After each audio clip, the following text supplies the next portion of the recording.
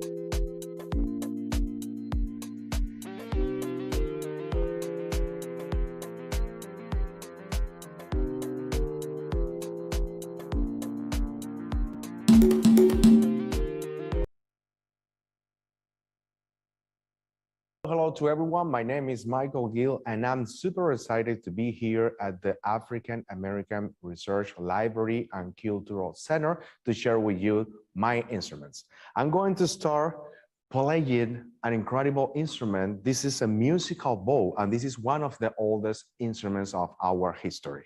It is said that the musical bow came out from the hunting bow. That's a hypothesis, and there are other researchers, other people that says that the hunting bow came out from the musical bow, or some people says that both were developed without any relationship between them.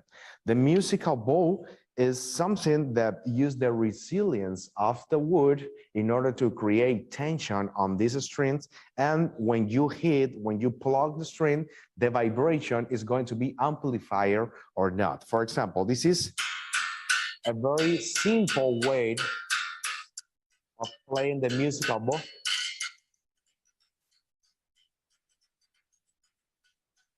However, when you add a resonance chamber, and according to some people, the first chamber that we used to amplify the musical bow resonance was the mouth. So in this case, the instrument is called mouth bow. It sounds like this.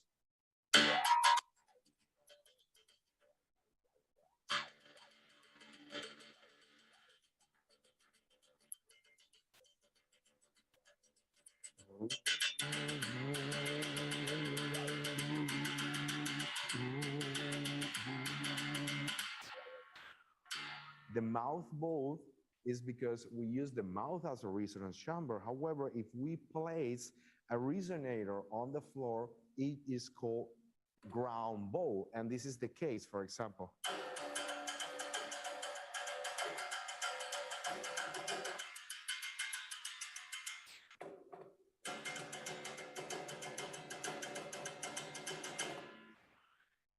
Several resonators are used to amplify the vibration of the bow. In this case, I'm going to use a gore, and it is incredible the use of gores in our history, not only in music. Probably the gores were the first natural liquid container of humans, and also it is very used in music. This is a gore, and when I use the musical bow this way, it is called beating bow. The beating bow is an Afro-Brazilian musical bow that was brought to South America during the 15th century by the African people that were taken as slaves to the Americas. This is a very special instrument because it only is not a musical instrument. It is more than that because it is the most important instrument in the capoeira. The capoeira is an Afro-Brazilian martial art that was developed in Brazil by the Afro-Brazilian people in order to train to fight for their freedom. And they cover that they were training martial arts with dance and music. And if you're going to dance and if you're going to have music, you need a musical instrument. And this is the most important musical instrument of capoeira. So once I attach the resonance chamber to the bowl, I'm going to need three more things. This is called cachichi. Cachichi is a little shaker that usually the bottom of the cachichi is made of the piece that you cut here from the cabasa or the gourd. So the cachichi goes here. I'm going to need a baqueta or a stick, and I'm going to need a stone or a Bitcoin that in Brazil they call dobrao. The left hand, when you play berimbau, has three main functions. The first one is holding the instrument and keeping the instrument straight with your pinky finger. It's a very challenging function. So you are going to do this, and now with the same hand, you're going to hold and keep straight the berimbau, and also you're going to move away from the string, the rock, in order to change the pitch. Without the rock, with the rock. And now, when you play the berimbau in the Brazilian way, it sounds like this.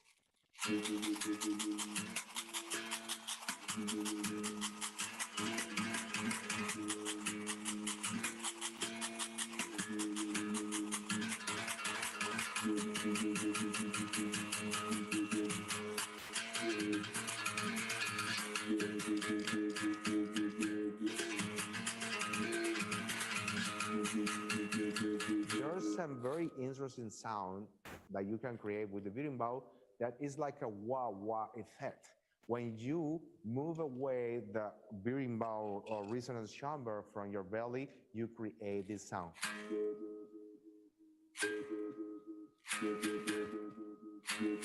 So combining all these sounds, you can play.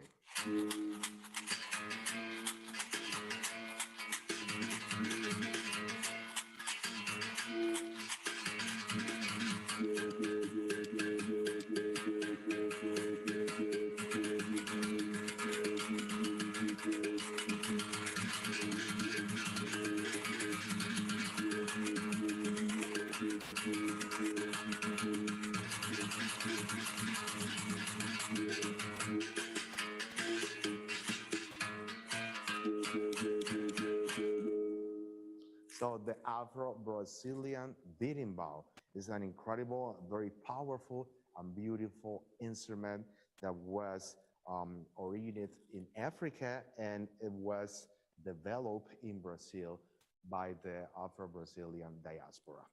I don't want to miss the opportunity of talking about the other important instruments that use the gourd as a resonator or even as the instrument. This is the same fruit. This is a gourd too, another type of gourd.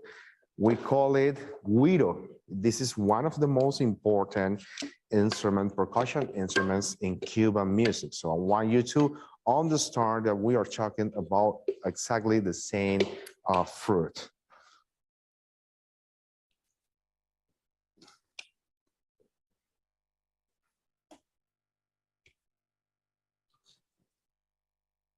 Exactly the same.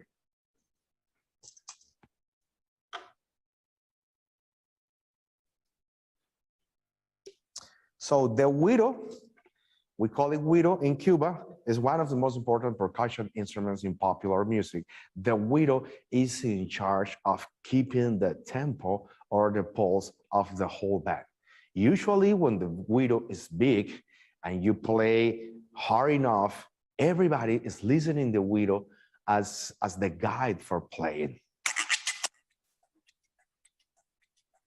Autoridad quiere guardaré conmigo, yo no sé por qué será.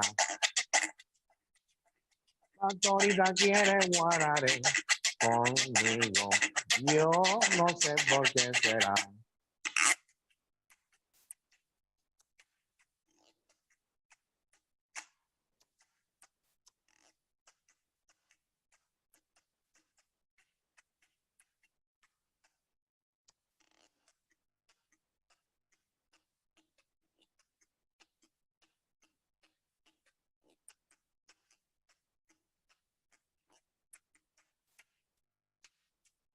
So the widow is super important in Cuban popular music.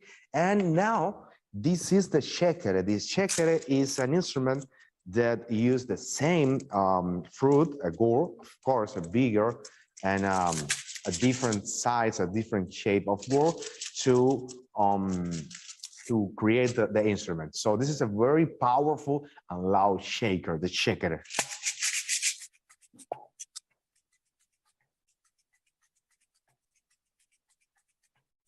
You can do this, but also you can hit the instrument.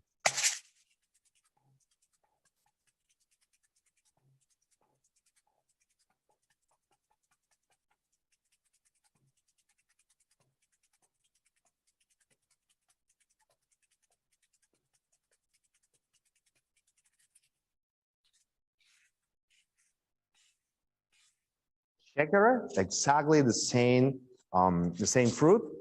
And now this is a beautiful and incredible instrument that I'm going to talk a little bit later.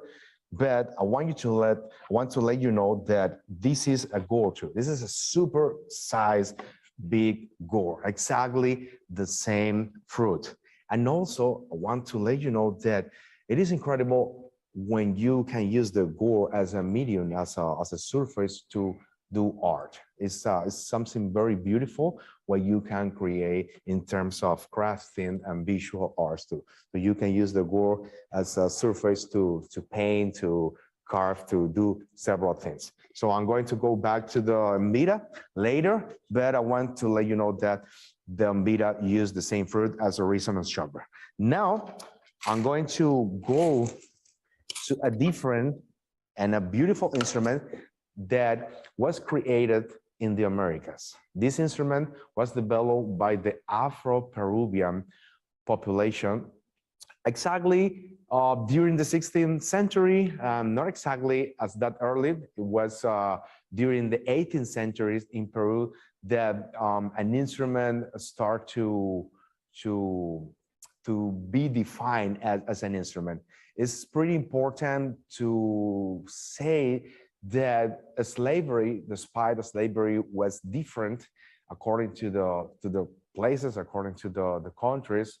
The slavery in the Americas, in Peru, they were not allowed to play drums. They were not allowed to keep with the culture.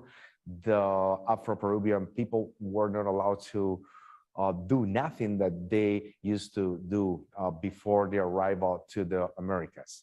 So for African people, drumming is beyond having fun and playing music to have a party.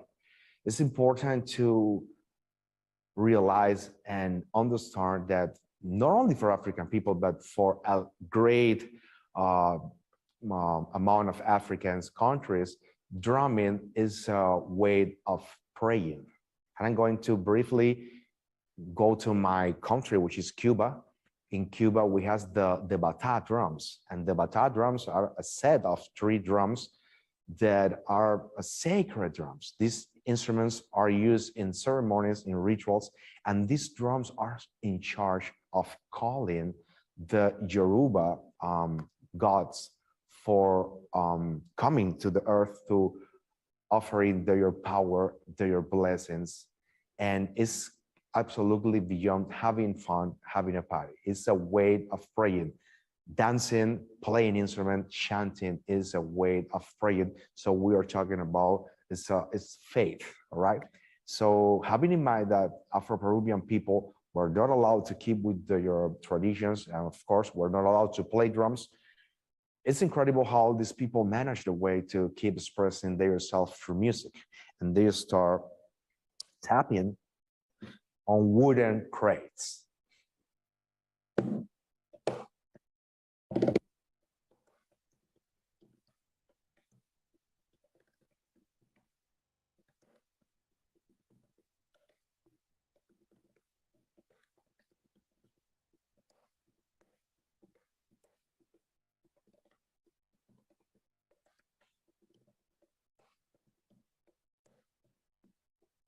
That wooden crate evolved into an instrument.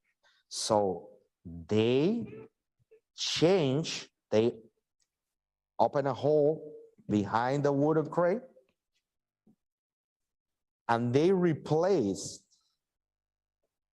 the surface or the size on which they play.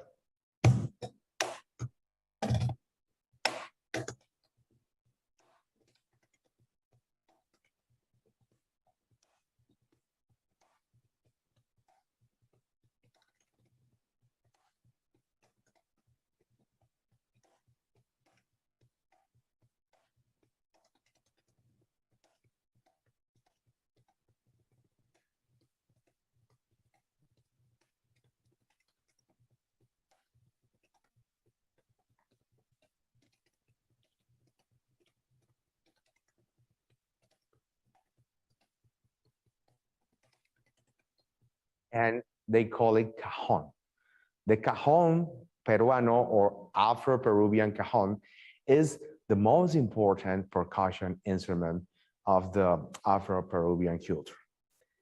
This instrument was created by the Afro-Peruvian people, and when they create the instrument, and once the instrument became the most important percussion instrument in the Afro-Peruvian culture, during the 70s, one of the greatest flamenco guitar players from Spain, Paco de Lucia, was touring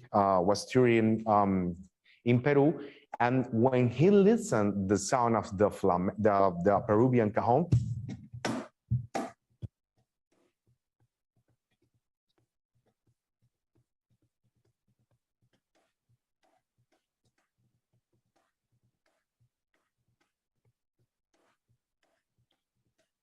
the sound of the Afro-Peruvian cajon remind him the sound of the clapping in the flamenco music,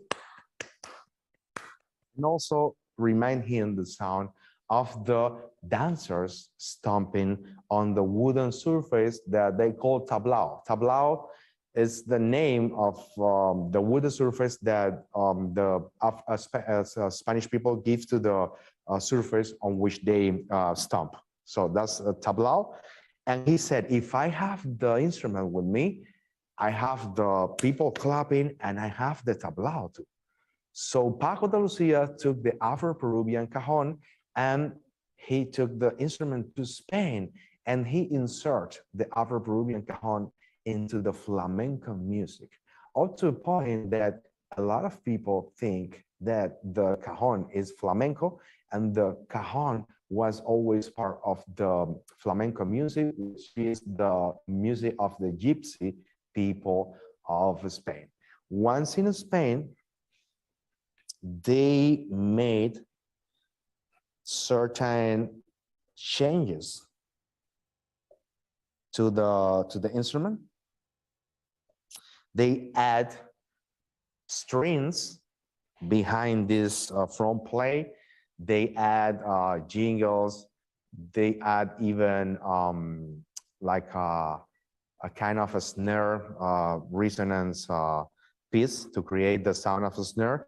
And this is the way the cajon flamenco sounds like.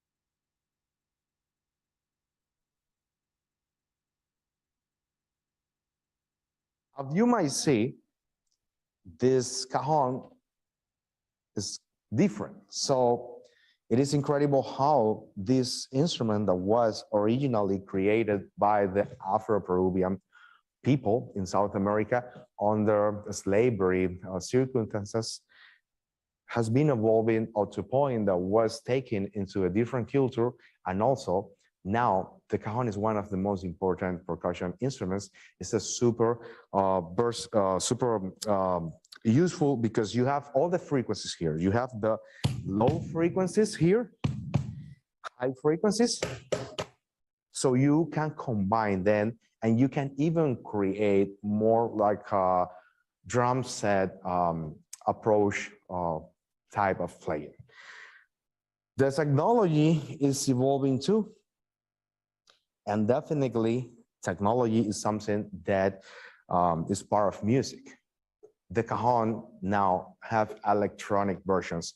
I'm going to show you a processor that not only amplifies the sound of the cajon, but also add electronic sounds to the cajon, so you can almost play with more modern style of music. And also you can play with bigger situations in terms of volume.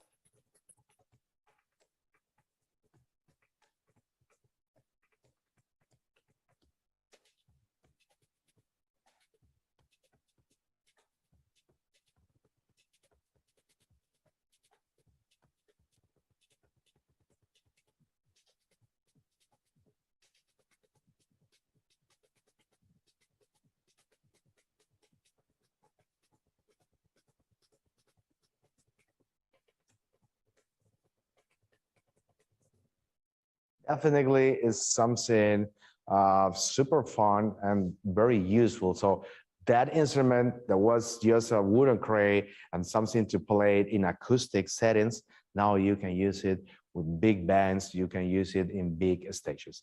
Now I'm going to invite my beautiful and multi-talented friend and singer to play, because I've been playing instruments and I've been talking about music. And music is something very special because you can share that with more people, not with an audience, but you can play with others. And that is one of the most incredible experiences that a musician can have. So I want to welcome you and singer.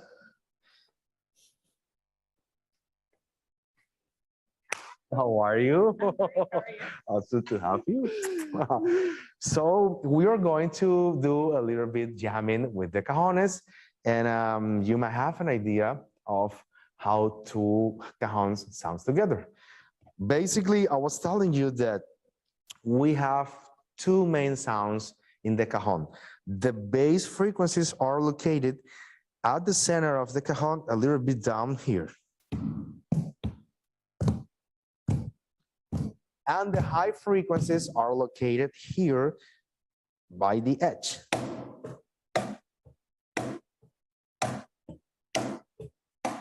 So by combining these two frequencies, we can play beats. The first beat that I'm going to play is something very famous, and I know that you are going to recognize the beat.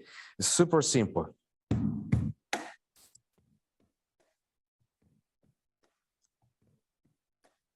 Bass, bass, high, a bass, bass, high, a bass, bass, high, a bass, bass, high. We will rock you.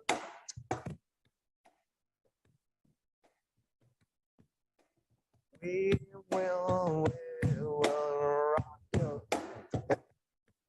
So this beat is super famous, and we are using the bass, bass, bass, and the highs.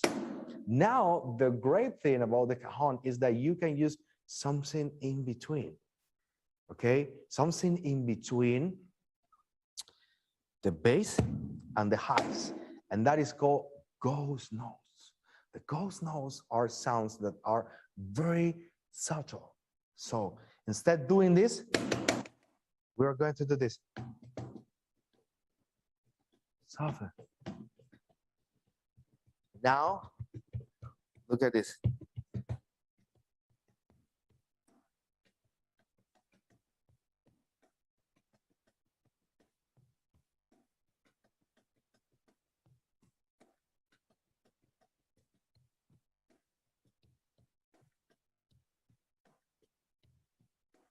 So what I'm doing is I'm trying to do the role.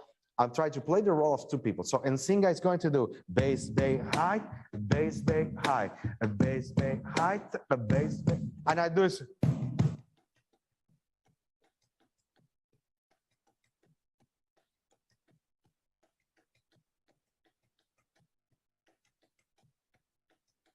Of course, this is something that one person can do by adding the ghost note. So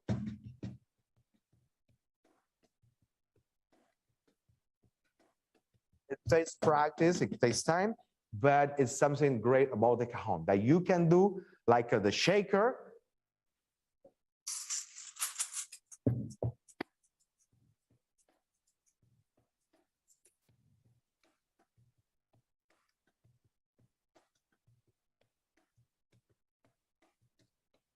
So now let's jam a little bit. You select the beat and I'll follow you.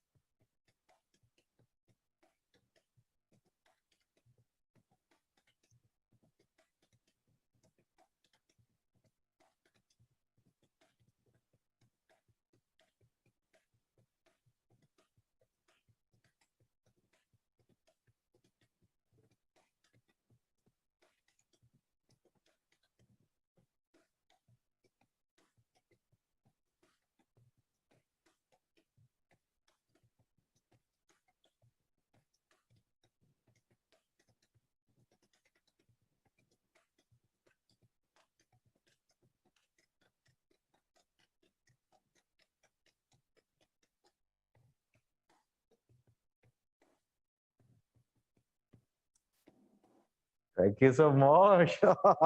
Super good, super good. I forgot to mention when I talk about the kashishi, when I was talking about the birimbau, I forgot to mention that several sizes of kashishis, and this is an incredible instrument. So this is a shaker that you can use it in several ways. For example, when you play like this, it sounds very soft. Now,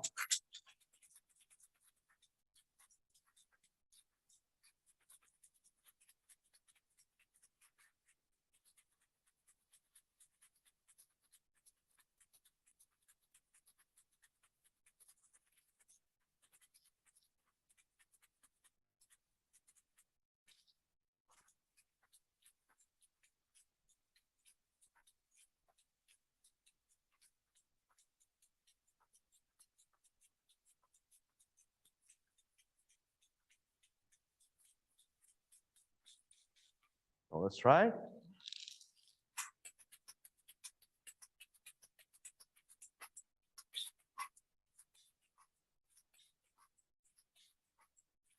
And even you might try this.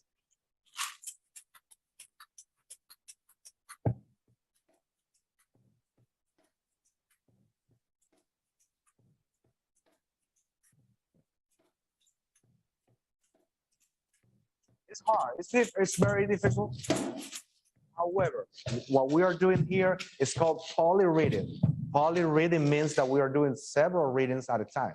When you're going to face a polyreading, the first step is I need to understand where the two rhythms gets together. That's the first point. So as a way to start doing this, it would be great to do that. Just focus on the shaker. 1, 2, 3, 4. 1, 2, 3, 4. Bass, bass, bass, bass, both, both. Now, both once, both right, both right, both right. Awesome. She couldn't do it at the beginning, but now when she applied this, it was pretty easy. That's the way. So when you face a music challenge or something challenging in life, it's not something that you cannot do. It's just looking for the way of doing that. Everything has a solution, everything have an approach and a strategy to be done. So when you face a challenge in music, in school, in whatever aspect of your life, if it is something difficult to you, it's not because you cannot do it. It's just because you haven't get the right strategy to work on that. So everything is possible. So it was the demonstration here. Thank you so much. And now we are going to talk about another incredible instrument that is from Africa. This is from Nigeria. This is the dun or talking drum. Several sides of the same instrument can be found, and basically this is a drum that has a set of strings and ropes around him that by squeezing, applying tension and releasing tension on these strings, you can change the pitch of the drum. So this is the sound of the drum without any tension applied.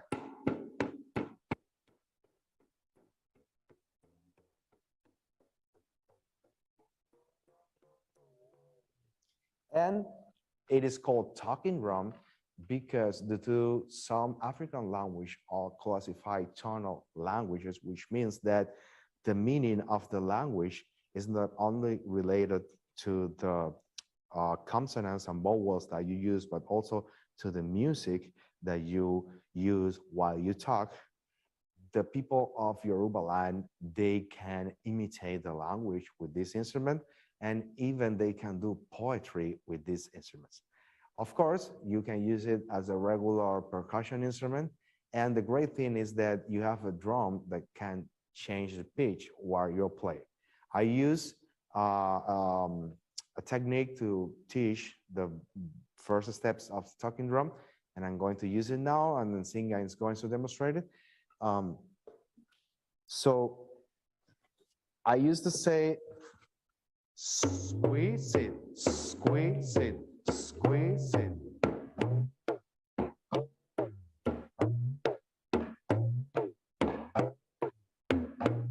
Yes, squeeze it, squeeze it. And I'm going to pass the big talking drum to Singa, and I'm going to get the little one, and you keep that one. So that one, now you're going to hear better the squeezes from Singa.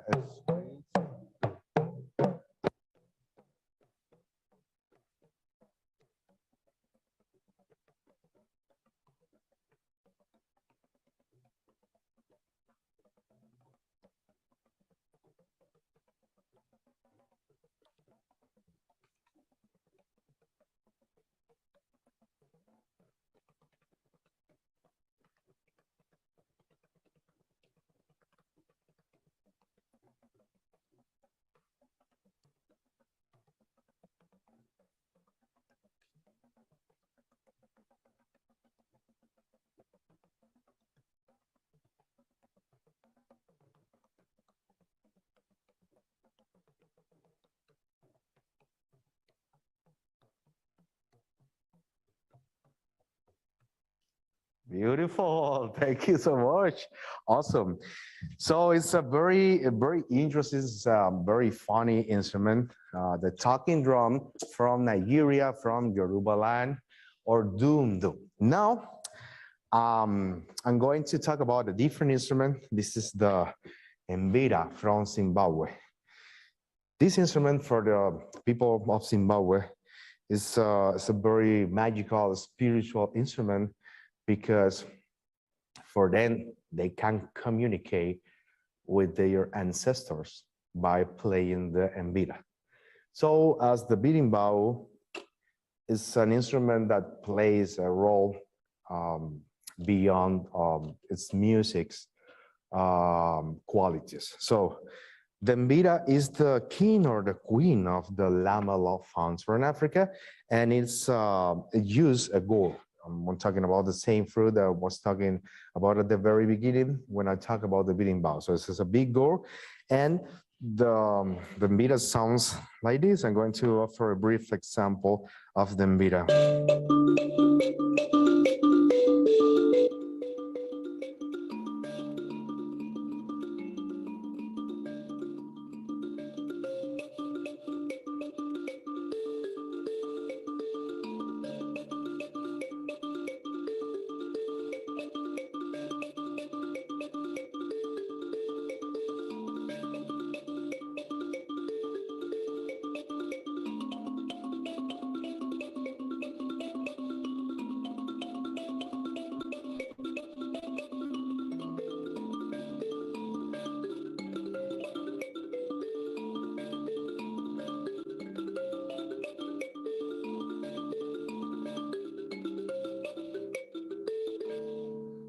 So it's an incredible instrument because not only the sound of every metal key, metal piece sounds, it has a system that they add this kind of metals that um, they buzz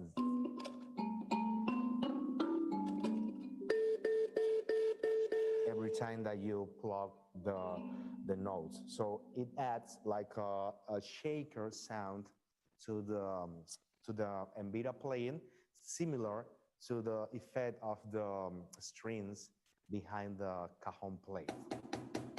Now, talking about the African lamellophones, this is a derivation of the mbira. This is called kalimba. And this is one of the most beautiful instruments I've been able to play in my life. I'm going to show you a very complex kalimba. This is called chromatic kalimba, which means that you have if I use the piano as example, I might say that here are the white keys of the piano, and here are the black keys of the piano. So you have two octaves of G major scale with the flats and the sharps at the bottom. So it's a very complete instrument despite its size, and also the fact that you can amplify the instrument definitely automatically makes the instrument something that you can use in with drums, with a band, which is great. So I'm going to play a short piece here, and after that, I'm going to talk about a different type of kalimba and a very great and useful scale.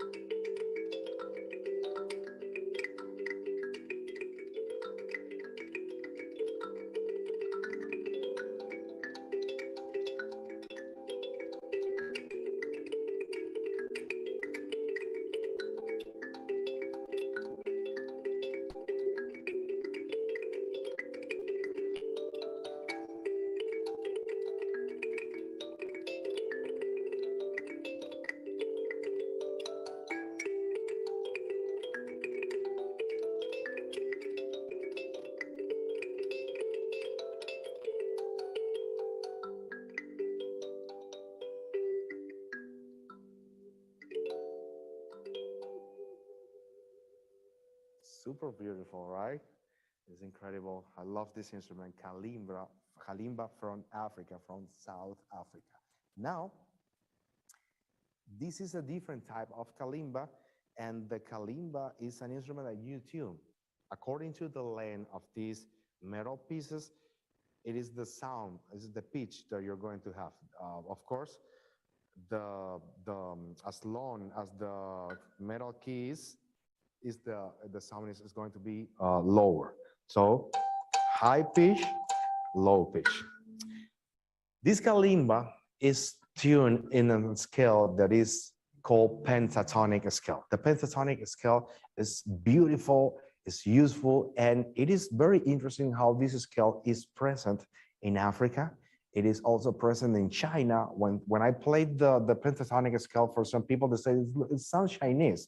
But definitely, yeah, it sounds Chinese, but it sounds African, and also is very present in South America.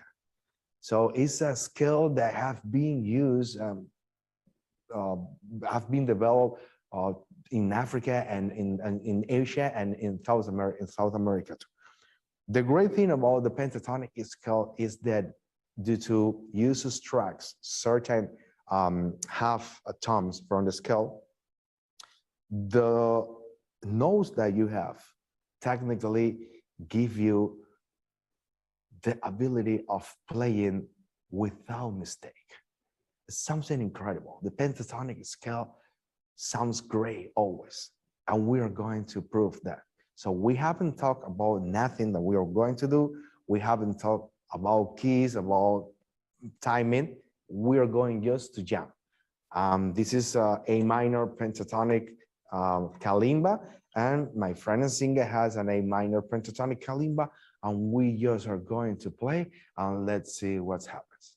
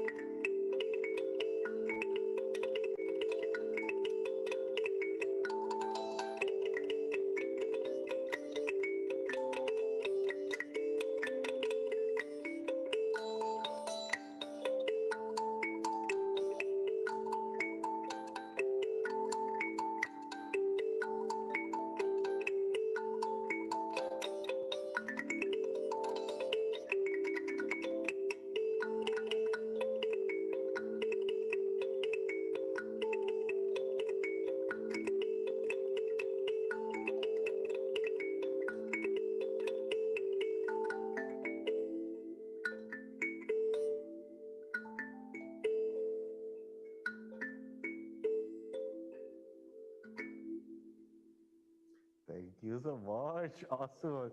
It was beautiful. So you already know that there's a scale that is going to allows you to jam and to have fun and to produce magic without technically too much knowledge. So the pentatonic scale is something awesome, something very beautiful, and it's very useful.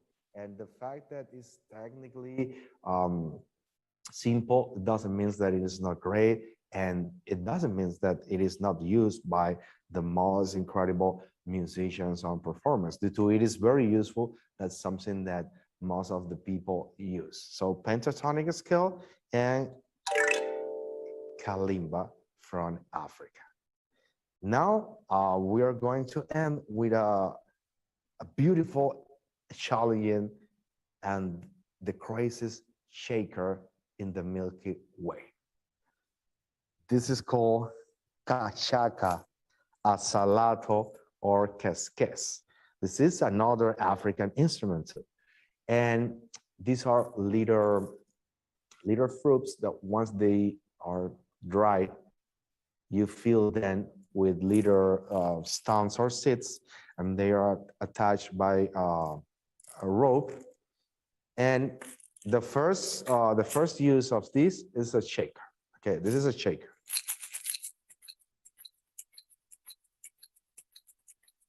However,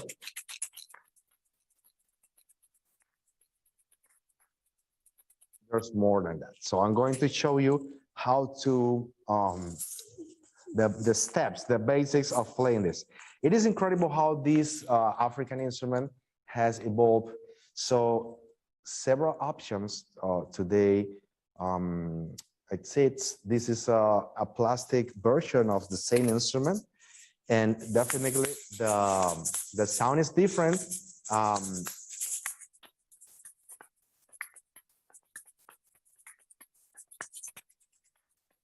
And other materials.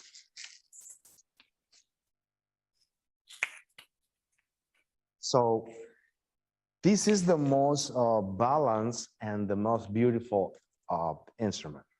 However, when you use this a lot, or maybe if something happens, an accident, this can easily break. So that's the reason why plastic options have been created, and even other options that are more durable and harder. So here you have a lot of shaker sound, and you don't have a really loud clap. But here you have a loud clap, and the shaker sound is a little bit low. So the first step, you want to try it? Okay.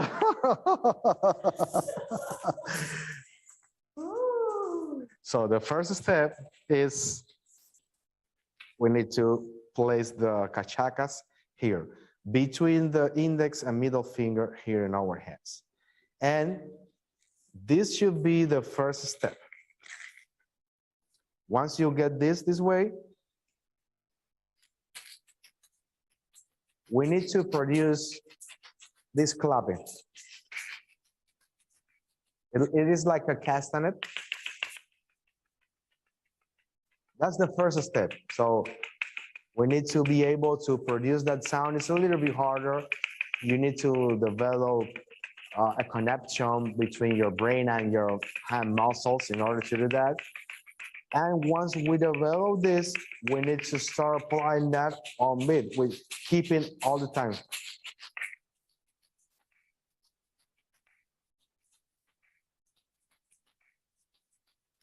Once we get this, we go to the next level. The next level is this.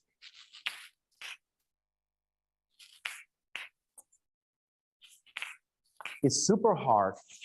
Most of the people can do it this way. This is so you have to do it and grab it.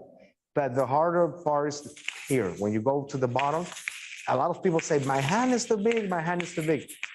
It is a matter of practice. And the great thing is that you can adjust the length of the rope too. So this is the first step. Once you can do this, and you can do this, then you can start trying. Now Nsinga is going to help me keeping the beat. So just this. So just keep it the beat.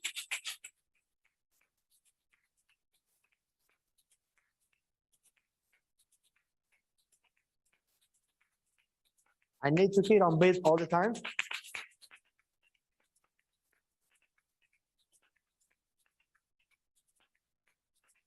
Now.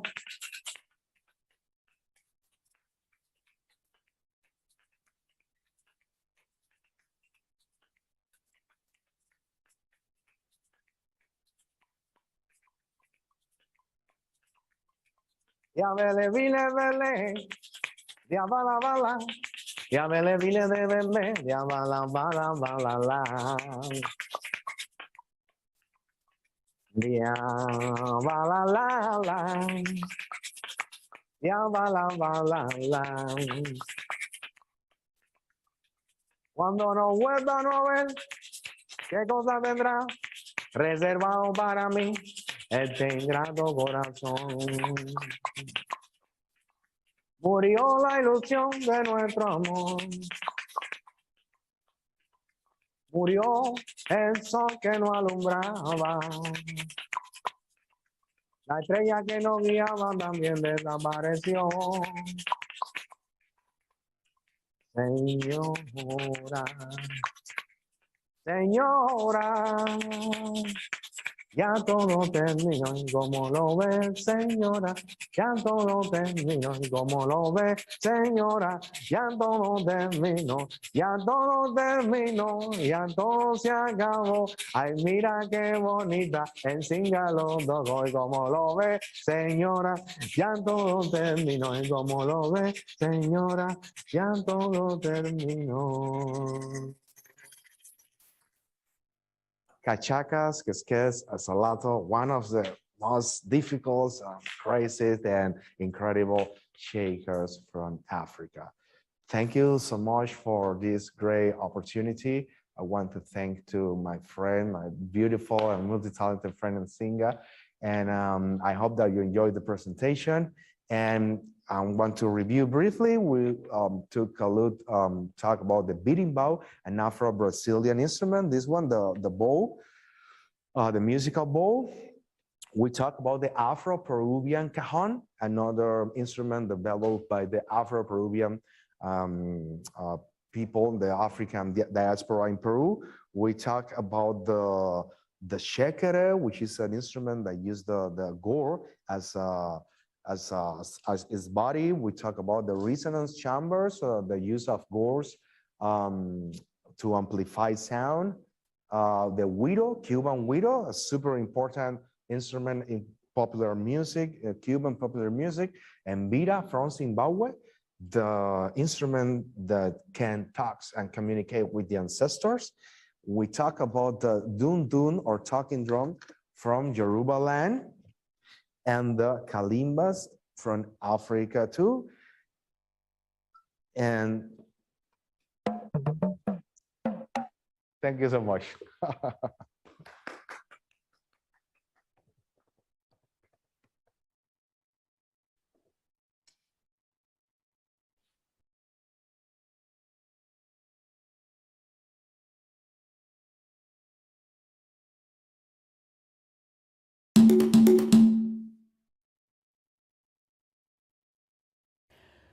Kwanzaa, Kwanzaa, a reaffirming holiday. 7 principles, celebrated 7 ways.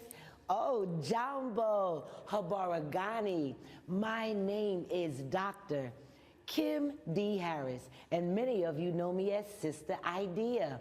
I'm here today to share with you a simple Kwanzaa craft that can be shared with everyone in your family, all ages. We have a few different size canvases that we're going to be utilizing. And we have our paint brushes, and our water for rinsing our brushes in between changing colors. Oh, and we have our artist cloth. You have to have that in case of any spills. But let me share with you, this simple Kwanzaa craft is to celebrate who we are as a powerful people in the movement of life. So let's get started. Going to use my red paint, and I'm going to do all of them at the same time just to show you how simple that is, and you can create this and make Kwanzaa gifts for everyone in your family. Put a little red.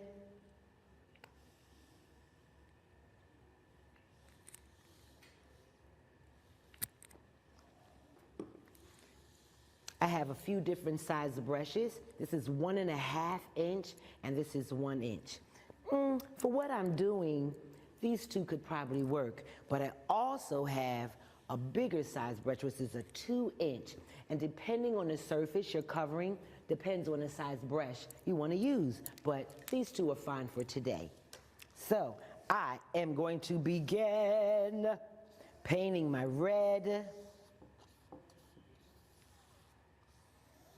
Oh, and I didn't tell you, if you're going to do this on a surface, you need to cover the table with some newspaper or some brown bag paper so that you don't mess up your table. So here I am doing my red.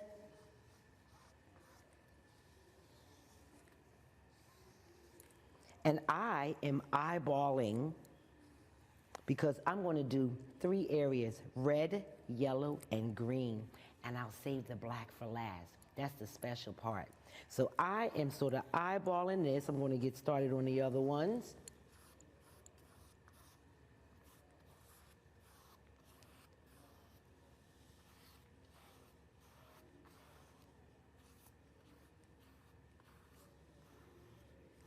And we soon will go to our next color.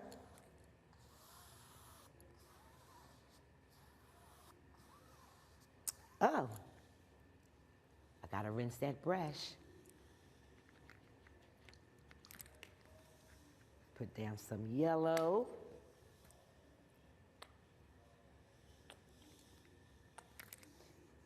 And yes, Kwanzaa is the time, I feel, for engaging, embracing in creativity.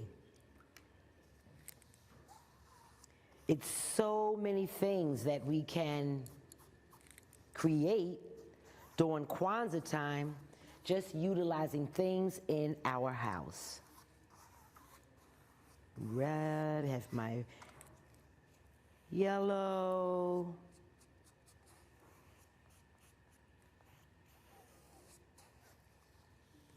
My yellow. Just sort of eyeballing it. Because you see with this, we can't make a mistake.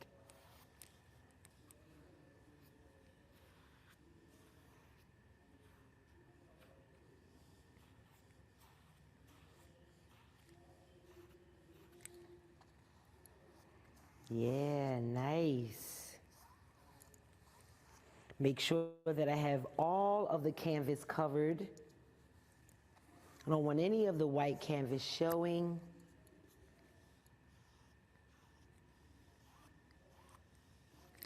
And rinse that brush in there again. Now I'm going to use my green. And again, you sort of estimate how much you want to utilize.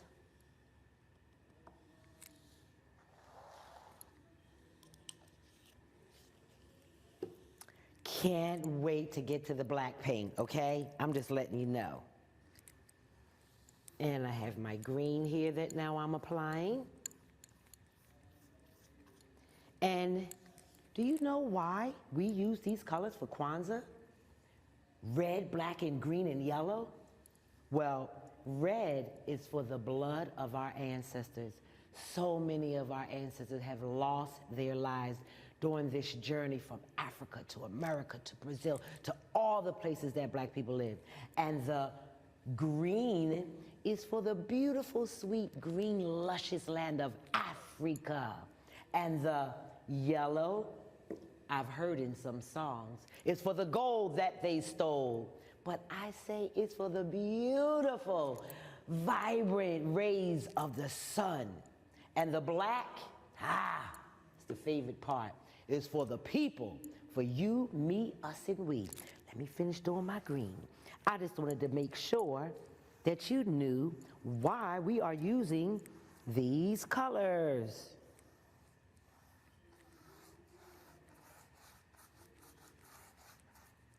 And have fun with it. Again, everybody can do this. It can be a family project. Get this green on here.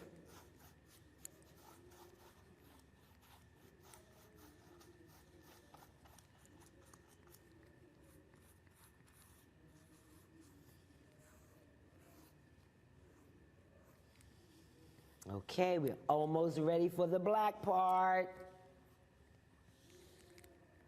Nice. Okay, so basically we have 3 areas of our red, yellow, and green. Remember what the colors stand for. Red is for the blood of our people. Yellow is for the beautiful sunshine in Africa. And green is for the luscious green land. Some are going in different directions. Okay, here is the fun part. Again, this is a craft you can do in 1, 2, 3, ABC amount of time. I'm going to take this black, give it a little shake, and guess what? I'm going to pour it on my hand. You got to watch the little ones with this because you might get paint everywhere, and you don't want that. You can either rub it, but I'm just going to use my paintbrush. And I'm just going to paint it on my hand. Ooh, it tickles. Ah! Make sure it's nice and coated. My thumb, my index, my middle finger, my ring finger, and my pinky finger. Just like that, okay? And watch. Okay. This is to celebrate who we are as a powerful people. And the movement of life, we have to work in unity.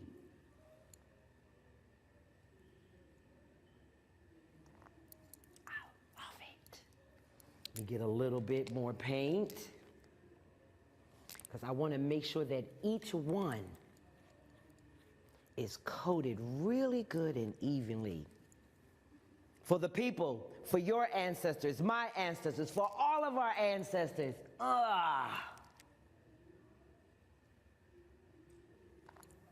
Yes. Couple of more, and I am excited to show you the end results.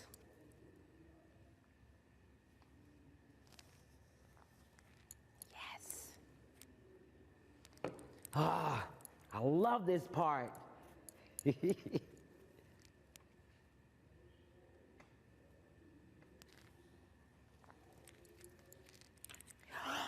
What am I going to do with this now? I'm going to rinse my hand in one of my bowl with the water.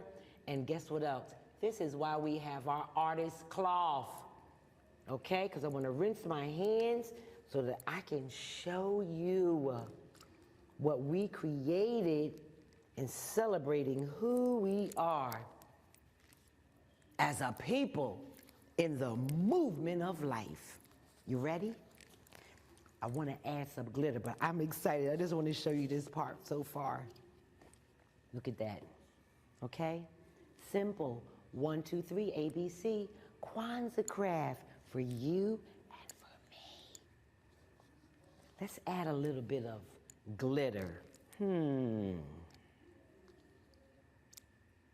add a little bit of glitter.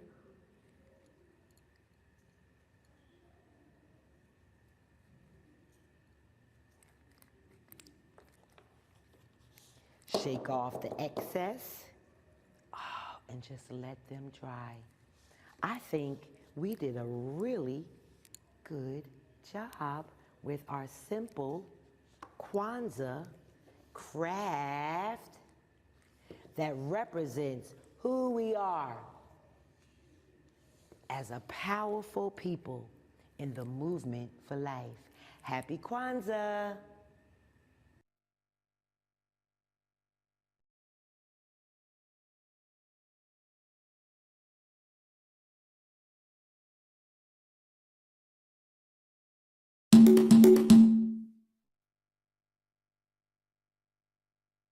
Habari Gani and happy Kwanzaa. I am Kianga Janaki and I am a fiber artist. I use African textiles and handmade papers to create dolls, quilts, and mixed media pieces. So today we are going to create together, we are going to create our very own inspiration flower pot that ties into our theme for this year's Kwanzaa of heal, plant, and harvest. So we are going to create a little healing garden like this. We're going to make the flower pot today, and we're going to make the flowers. Okay, to do our project today, you are going to need a 4-inch flower pot, a clay pot, preferably a clay pot, because a plastic pot does not adhere, the glue will not adhere to it well. So you want a clay pot. You want 3 fat quarters of fabric. That gives you choices, or you at least need fabric that is large enough for you to cut out your flower petals, which will be, you're going to need an 8 by 8 inch square and a 6 by 6 inch square for your flower petals. And a fat quarter, if you don't know what that is, a fat quarter is a 1/4 yard of fabric that has been cut into a square. All right, and it's approximately 18 inches by 22 inches. So when you're about to make your petals for your flowers that are going to go in your flower pot, you want to fold that in half. And you'll notice, I'll show you here, I'm going to fold it in half and pin it. Okay? And the extra that you see left over, the salvage after you cut out your squares for your flowers, for your flower petals, the salvage is what you're going to use to cover your flower pot. All right? And so if you're going to do, say we're going to do a pot of about 3 flowers, you want at least 9 squares of each size. So you want 9 6 by 6 squares, and you want 9 8x8 squares. So that will enable you to make 3 flowers for your flower pot. So you're also going to need, along with your fat quarters, and if you don't have like fat quarters, like I said, you do at least need fabric that's large enough to pin your templates down. Your 8.5 by, your 8x8 template or your 6x6 template down. You're also going to need some floral wire, and this comes in a pack of about 12, so you can make quite a few flowers. And you can get this at any craft store, you know, that has a floral section, or, you know, Target or stores like that may have a floral section.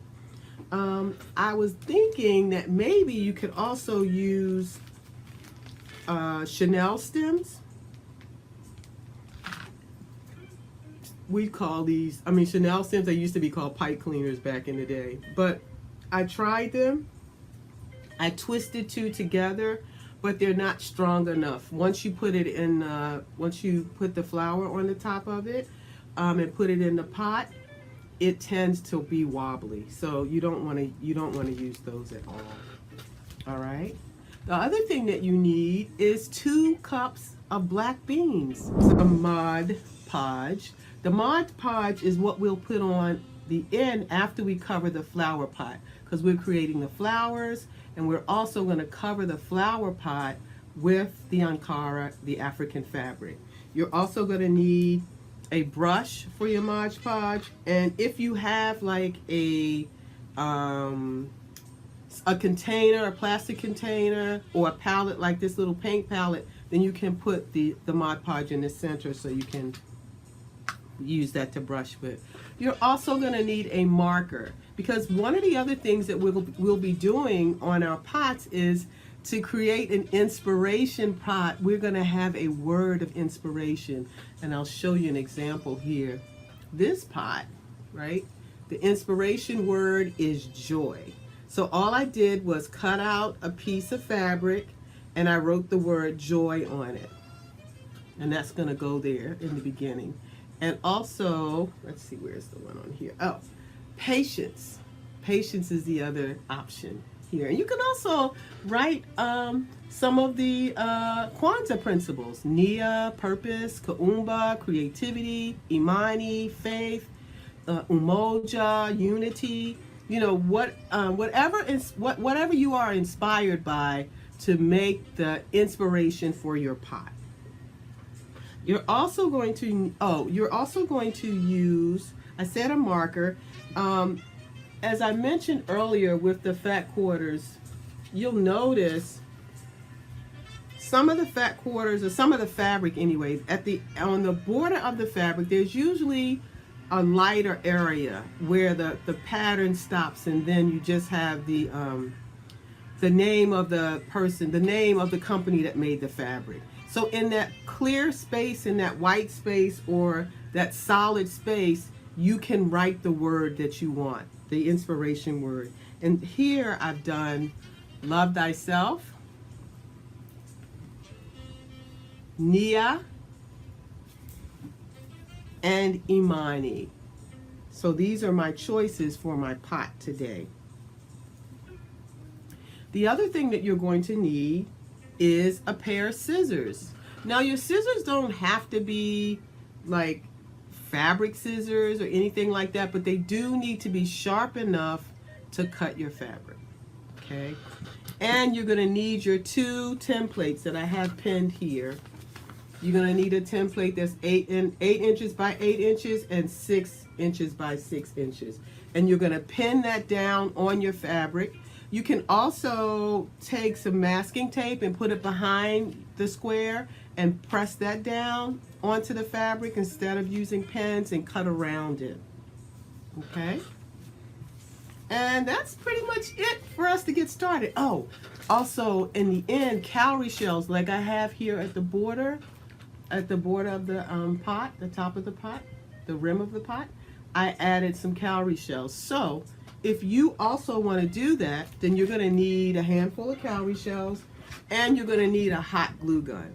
So before you get started, if you decide that you want to also do the cowrie shells, you're going to want to plug your hot glue gun up early, as soon as you get started. All right? So I think that's covered everything that you're going to need. So let's get started here. So the first thing we're going to do is, one, set our intention for our pot. Like, what is my inspiration going to be? So I decided for this one, it's going to be Imani. So as you can see, I've already cut out written the word Imani, and I'm going to cut it out because I just need it, you know, a large enough to fit around the rim of the pot. So I'm just cutting that out and putting it to the side. Another thing you're going to need to do is in the bottom of the pot, because the clay pot has a hole in the bottom, so you don't want your beans to fall out. Take a little piece of fabric and just put it down in the bottom of your pot like you see I have here. Or you can use paper, or you can use tape. You just want to cover the hole so you don't lose your beans. And you can also use rocks to fill up the flower pot instead of beans. It's your choice. And as I said earlier, when you cut out your fat quarters, like you see here, you notice the salvage. That's what we're going to be using to cover our pot. All right? So I've already cut out some. We're going to start with the rim of the pot. And I cut out like 7 pieces of fabric that are about 2 inches wide and 2 inches long to go along the rim. And it's easier, I think, to start with smaller pieces instead of, did I mention you need glue too? Yeah, you need glue. And also, if you don't have Mod Podge, you can use the glue. You can use the glue to cover your pot in the beginning. I'm sorry, to cover your pot at the end where you're supposed to use the Mod Podge. Okay, so the glue is coming out now. Yay. Also, what you might want to get your hands on is some wipes, because after a while of using the glue, your hands are gonna get messy and you're gonna need something to wipe it off. If you don't have handy wipes, then you can use a wet paper towel. So I have about 7 of these 2.5-inch squares, 2-inch squares, and then I have 2 squares that are about, I want to say 3 inches. Let's use our trusty ruler here. Yeah, it's about 5 inches long and 2.5 inches wide. That's going to go around the side of the pot. So you're going to need 2 pieces about the size of the pot. And you know, if you don't have a ruler, just measure it around the pot. So we have the 2. So we have our glue here. I'm going to move the beans to the side. Move everything to the side, out of our way. And you're going to start with your fabric pieces. You're going to put just a little glue along the back. Make sure you can see me. Yes. Just a little glue on the back. Let's open it up a little more. A little glue on the back of the fabric. And sometimes it's kind of tricky trying to decide which side is the wrong side with African fabrics, because both sides look pretty strong with the pattern. And you're going to go inside the pot like so. Lay that down and press it up against the rim, and then bring it around to the front. Okay, like so. And you're going to just press it along the edge of the rim, and on the inside you just want to go to the groove, to that groove that you made from the rim. And we're going to keep doing this until we get the whole top of the rim covered. And again, just a little glue, enough to cover the fabric, not too much. You don't want it oozing all out if you don't have to. And you're going to just take that next piece and go right next to the piece you just placed. And if you have to slide it a little bit, that's fine. All right, so moving to the next one.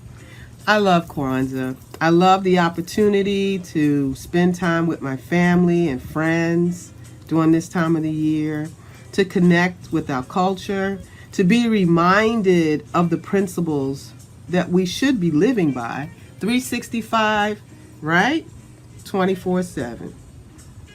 All right, so again, and I'm just pushing it in slightly, getting the groove. I'm looking, making sure I kind of get under, tucking it under.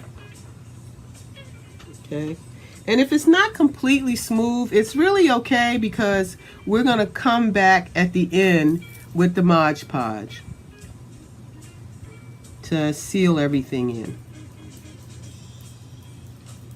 And also, once you cut out all of your squares, you know, you don't have to use all of the same piece of fabric for your rim. You could use, like if you're cutting from 3 different fabrics, then you can make the rim fabric from all 3 of those, right? So instead of cutting 7 that are the exact same, you could cut maybe 2 of one,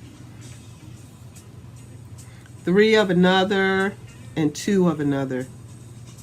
Okay, I'm just checking. All right, got a few more pieces to go here. And my hands are starting to get covered with glue a little bit, so I'm about to grab a wipe to wipe my hands off before I do the rest of the pot. Right? It can overlap a little bit. Coming down to that groove and bringing it over. Yep. Yeah.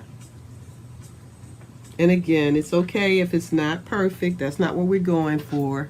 We're just trying to cover our pot, and once we put the Mod on it, that will smooth out everything. And it also, the Mod puts a little bit of a shine on the fabric and helps it to last. Okay. All right, so we're just about done here with the rim.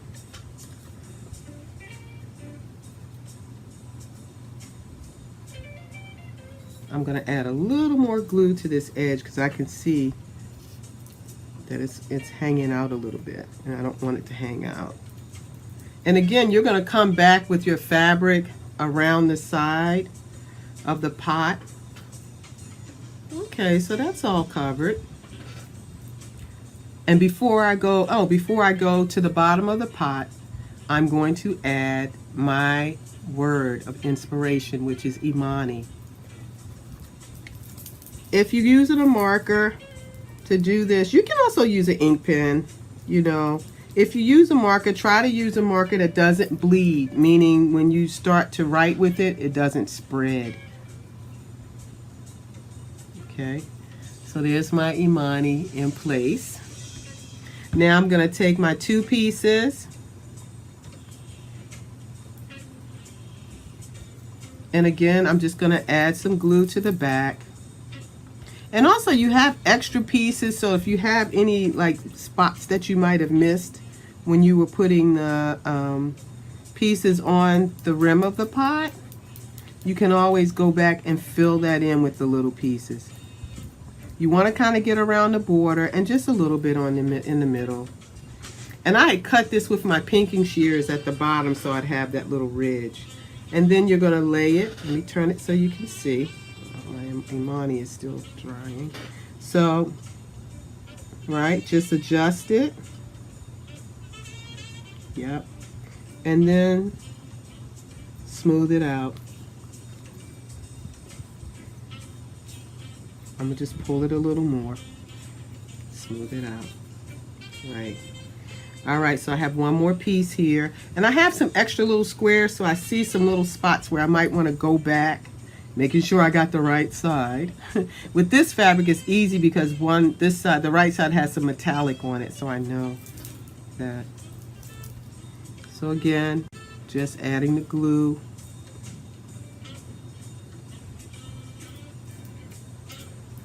Okay.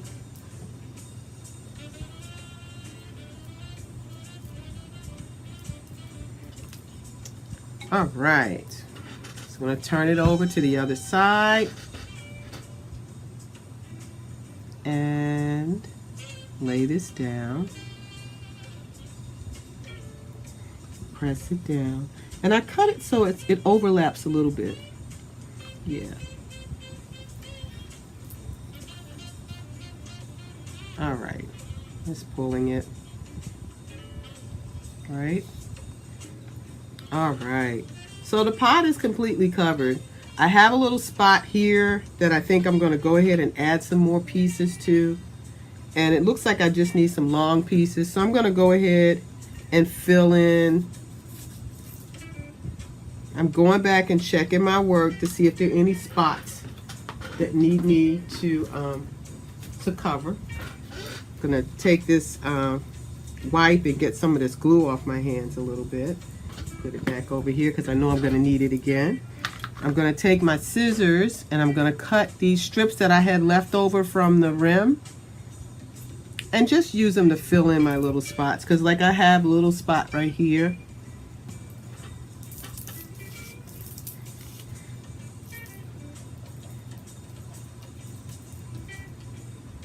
One of the other things that I enjoy about Kwanzaa, I've been celebrating Kwanzaa for, oh my goodness, 40 years.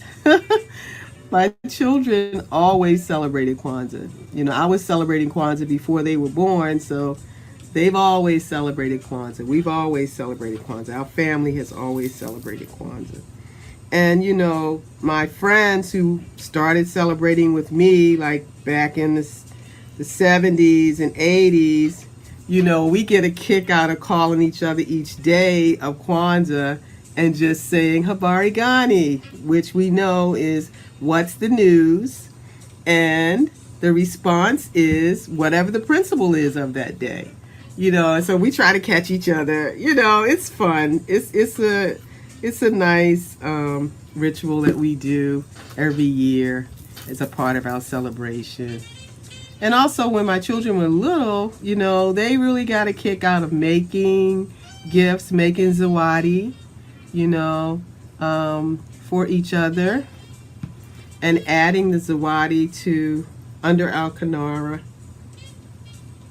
that we exchanged on the last day. So I'm still finishing up. I'm looking, like I said, I'm looking around for little openings, little spots. And you know what? Oh, I have one more little spot here. So, oh, I have it right here. So I'm going to go ahead and use this piece. And then we're going to start on the flowers. Okay. Also, you can also use paper to cover the pot. Like if you have handmade paper or specialty paper, like this, I have this specialty paper that looks like kente print, right? Kente cloth. You can use that to cover the pot as well. Not to use to make the flowers, but if you want to cover your pot. So, all right, so I'm happy with the pot. It's all covered. So what I'm going to do now is I'm going to go ahead and put the Mod Podge on the pot so that it can start drying while I am working on the flowers. So you want to put some paper down because the Mod Podge can be a little messy. And it's kind of thick too. It's kind of thick. And like I said, you can also use the white glue. So I'm going to pour some in the center of my palette. You know, but not too much, because you can always refill it. You know, it's kind of thick in there. Okay. That's probably some from the top. They dried on the top. So I'm going to move that to the side. Wipe my hands again. Again, the wipes they're great to have. Okay, so now I'm going to take the Mod Podge. I'm going to put a little on my brush. So you can see I'm going to put a little on my brush. And then just brush along the fabric that I just put on the outside of my pot. Right? And it looks white when you first put it on, but it dries clear.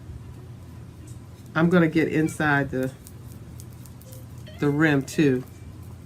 But for now, I'm going to just go ahead and go around the pot, covering the whole pot. And also, it acts like the glue, so the spots where the fabric might be loose, just use the Mod Podge and press that down on that, brushing it down on that, right?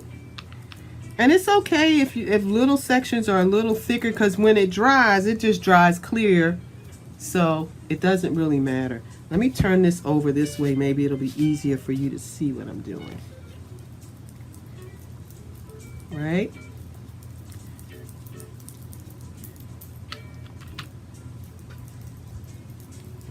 And again, you can use the glue to do the same thing. You can pour some glue out into a palette like this or a cup. You just need a brush.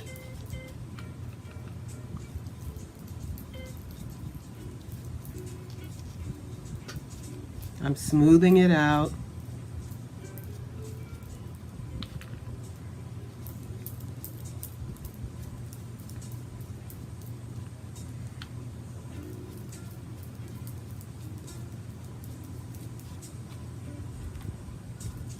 All right. Also getting the rim on the outside.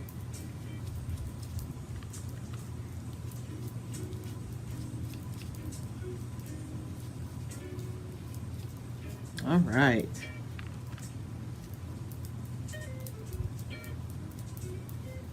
Okay, so I've got the pot covered. Now I'm going to go inside the rim.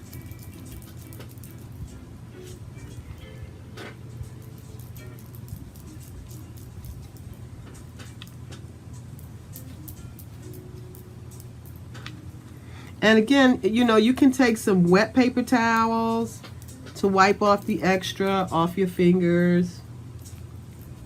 And when I was going inside the pot, I got a little on the inside of the pot, so I'm going to take my wipe and do that.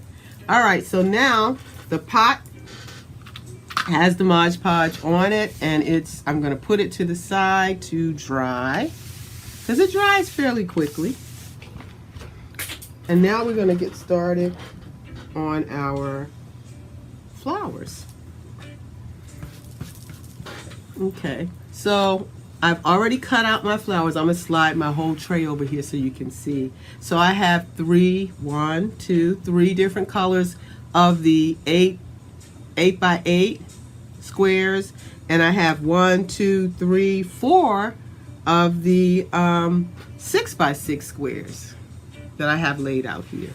All right, so I'm gonna grab one of the 8 by 8 squares first, and I'm kind of lay it like sort of like a diamond, right? And then I'm gonna take a second 8 by 8 square and lay that kind of sideways a little bit so that you can see a point on each side, right? So I'm not laying them flat right on top of each other. I'm gonna lay it askewed a little bit so you have like a star. And then I'm gonna take one of the smaller pieces and place it in the center. And I think I'm gonna do that too. I'm gonna line this one up with the first square that I put down, okay? All right, and I need one strand of the stem wire. That's what it's called, a stem wire. So I'm gonna pick up the 3 squares for my flower petal, and I'm grabbing it in the middle, right? And I'm gonna start twisting. I'm gonna be twisting it from the outside. I'm gonna start twisting it, all right? So I'm gonna hold it with one hand, grab it by that. And then I'm gonna take the wire, you see the twist that I've created? And then I'm gonna take the wire, I'm gonna try to go as high up, trying to make sure you can see me. I'm gonna go as high up on the twist as I can, and then start wrapping the wire around. Can you see that? Start wrapping the wire around. So I'm gonna wrap it kind of tight, right? Secure. Once, twice, 3 times, 3.5 times, and come back to the front. All right, and there's my flower. So now what I'm gonna do is I'm going to start moving the petals around and manipulating it so it really looks like a flower. So I'm gonna grab another 8x8 square, again making a diamond.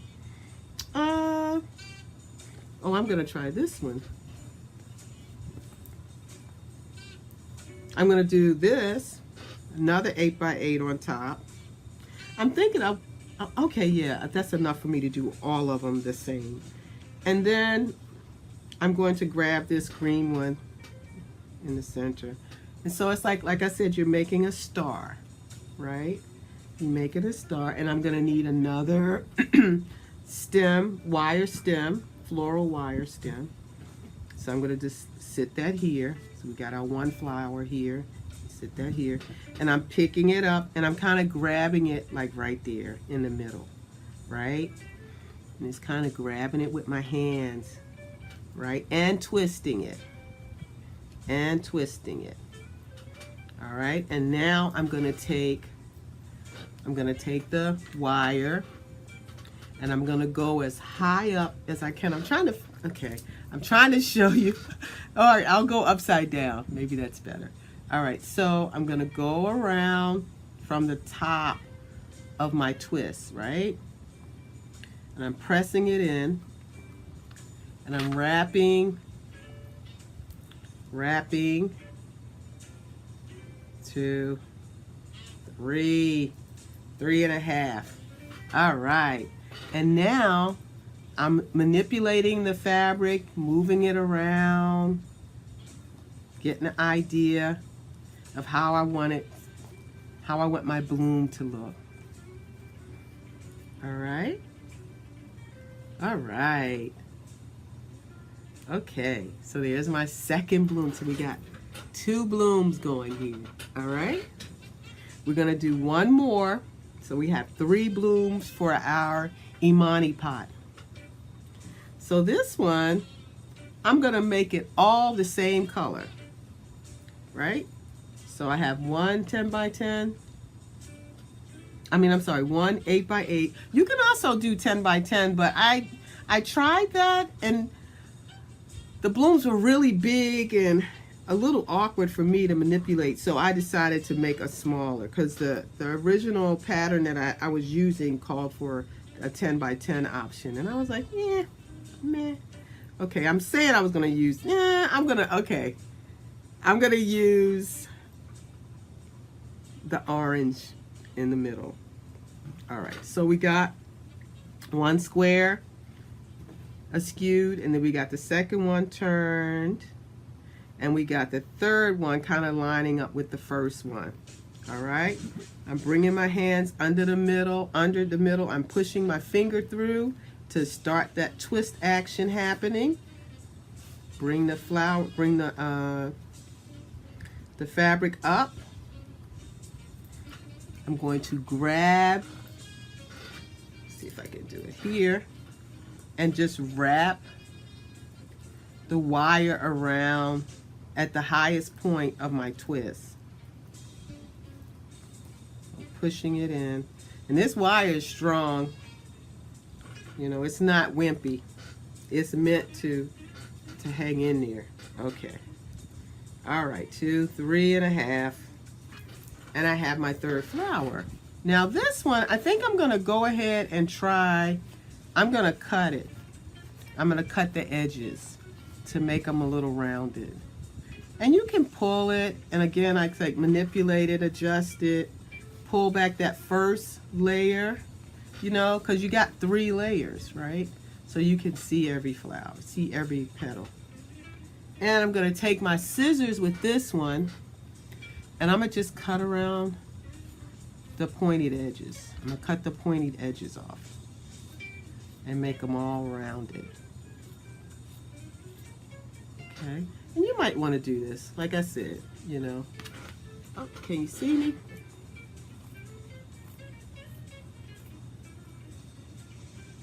All right, cutting it rounded, just rounding. Rounding. All right, so do I have any left? Oh, over here. I could have cut that, made that a little rounder.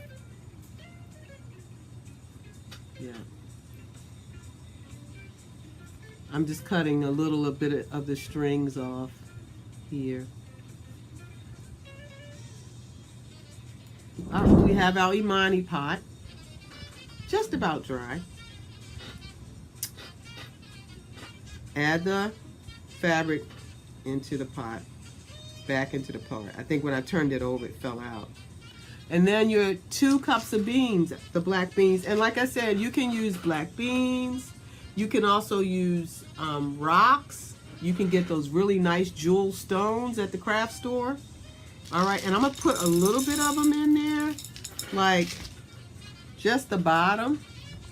And then I'm gonna take my flowers, okay, and I'm gonna bend it, put a little curl in it, in each one of them. And I'm gonna try to make them not all the same height, so when I do the curl. All right, let me sit these down. And one more curl. And then I'm gonna place them in the pot. 1, 2, and 3. Oh, isn't that beautiful? And then I'm gonna add the rest of the beans. All right, and I'm gonna smooth it out. So you can see your Imani pot. And again, it's still drying, but I'm gonna go ahead and start, I think it's dry enough for me to go ahead and start adding some cowrie shells to it. I like the finishing touch of the cowrie shells because the cowrie, oh, let me see if I can sit it here, then you can see it while I do this. Hey, that's cool. All right, I like that. All right, so now we already have the glue gun heating. Cowrie shells used to be used as money a long time ago on the African continent. Now today, cowrie shells are used as a part of rituals, celebrations. So you're gonna put a little hot glue, uh-oh, can't see me. Put a little hot glue on the open side of the shell and press it up against. Okay, yeah, that's dry enough. So we have the cowrie shell. You can see it. That side is not the side you want to put the glue on. You want to put it on the open side. So you want to get some cowrie shells with the backs cut off, right?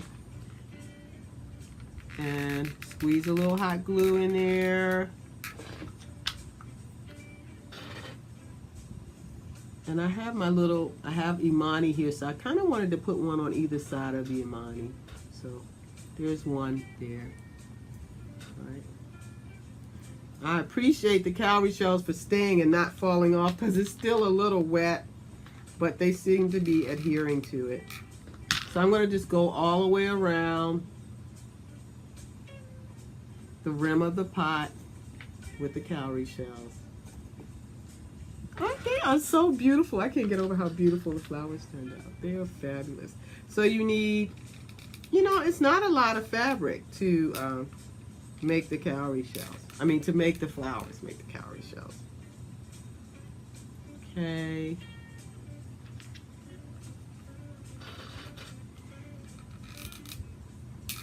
Okay, come on, glue.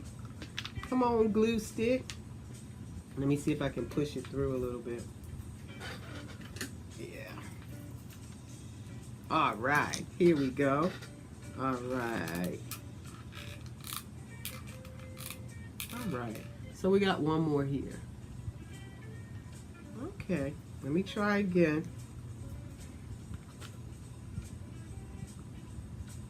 Yeah, pushing a little glue through there. A little glue. Yeah, I didn't have enough glue on that one piece. I don't want to move and go get another glue stick, but anyway, plus it's still a little wet. But you get the idea, right? I'm Kianga Janaki, and my business is Kianga Art. You can find me on Instagram at Kianga Art, Kianga_art, and if you want to see my artwork, I'm at Instagram Kianga Art _gallery, And you can go to my website and you can see my quilts and all the other things that I do. And my website is kiangaart.com. That's KIANGAART.com. Happy Kwanzaa. Namaste. Enjoy your new year. Celebrate all the principles of Kwanzaa 365.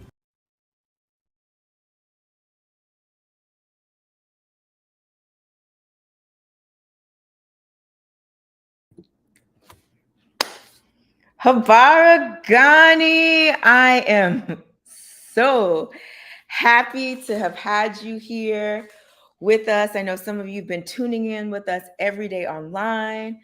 I hoped you enjoyed our day of creativity. It was so awesome to see some of you yesterday night at our showcase. If you weren't able to come and see it live, we do have a replay here that's already posted. And we're going to be meeting tomorrow for our last day, Imani Faith. And on that day, we'll be having Keisha Bowers, and we're going to talk about how we can heal. And I also wanted just to have like a moment of reflection with you as we practice gratitude for the year that passed and gratitude for the year that's forthcoming. So I can't wait to see you all tomorrow at 10 a.m. We had a good old time this morning at the African American Research Library and Cultural Center. It was definitely lit. So I know everyone's getting ready for their new year. Some of us are staying in. Some of us have plans to have go to church. Some of us have plans to go to a party. Whatever it is, stay true, stay light, and stay safe. And I'll see you all tomorrow. Have a wonderful Saturday afternoon.